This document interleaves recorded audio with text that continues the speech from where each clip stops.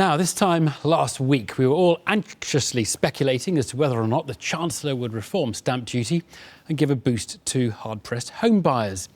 But for Britain's 9 million private renters, i.e. those people without social housing or a bought home of their own, there was nothing in the Chancellor's box of tricks at all.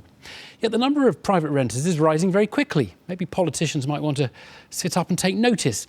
Goodall has been speaking to some of them.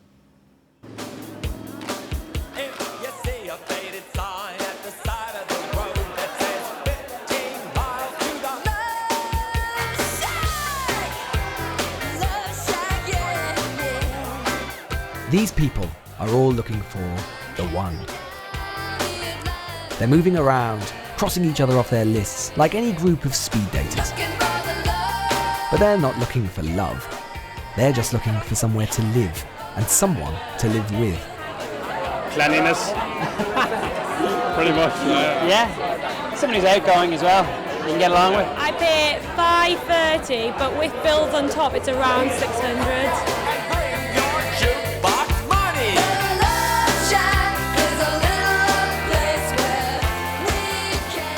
These speed flatmating events are on 3 times a week in London alone, and competition is fierce. And you can understand why when you consider the lack of rental properties available.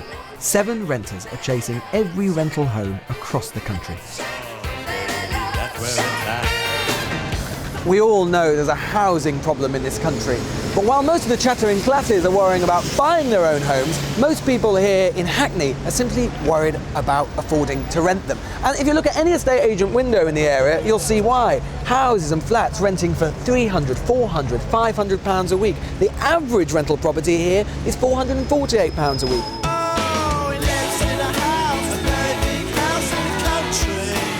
So high rents, what's new? But they've rocketed up 37% in only 5 years, and for the first time, the average rent is more expensive than the average mortgage. What's changing too is the sort of person in this market. Far from just young professionals, it's now full of families. Hello there. Hi there. Good to meet you. In 2000, only 9% of families with children rented privately. Today, it's nearly a quarter. Hello. Hello, Lewis. Nice to meet you. Lindsay. Lindsay and Danielle are all typical of this trend. Nice to meet you. Working mums living on the New Era estate in East London. But when a private company bought their homes from a trust in July this year, they were faced with the prospect of big hikes in their rent. I was paying £640 a month. It went up to £800 a month. Where once they might have bought, high prices mean they think they'll rent forever. We was also told that in 2016, July 2016, our rents would be going up to market value.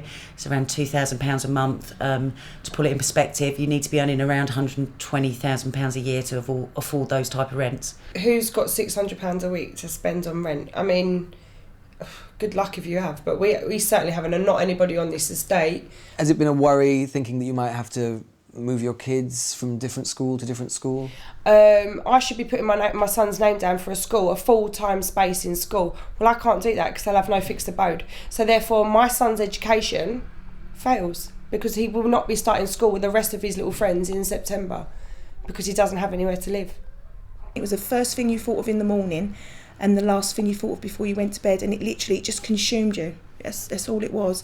What people really need to think about is not just us, but the future of our children. Yeah. Because we can't afford to live in London now. What on earth is going to happen to them? We're all going to be living with our children and our grandchildren in one house. We're regressing back. We're regressing back. You know, the idea is to let our children be independent so they can buy their own homes or rent their own homes. We're regressing back into Victorian times, and this is what this government is allowed to happen.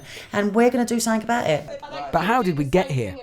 One man who thinks he knows what's happened to the renting market is Danny Dorling, Professor of Geography at Oxford. We deregulated it in the 80s to essentially allow people to evict their tenants with very short notice, just 2 months' notice. And that encouraged people into the private market. We didn't impose regulations on the standard of housing, and we also didn't worry about who it is who buys housing to rent. So it's incredibly easy to buy a house if you want to rent one.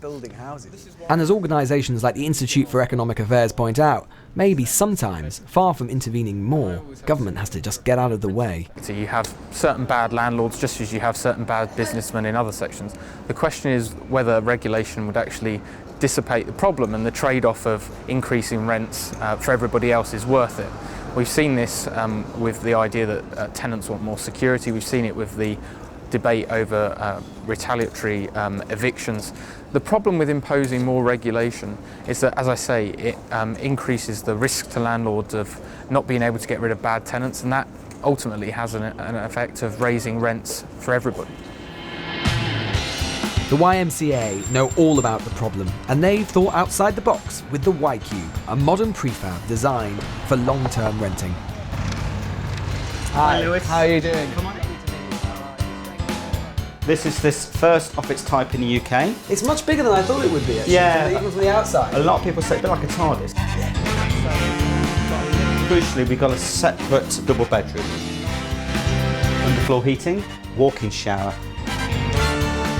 I think crisis leads to innovation. Our focus for this first scheme is to move on from the YMCA, but we can see this actually challenging the traditional private rented sector.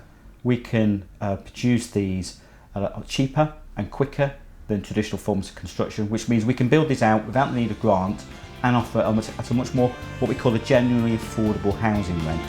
Thank you very much. Thanks very much. Bye-bye.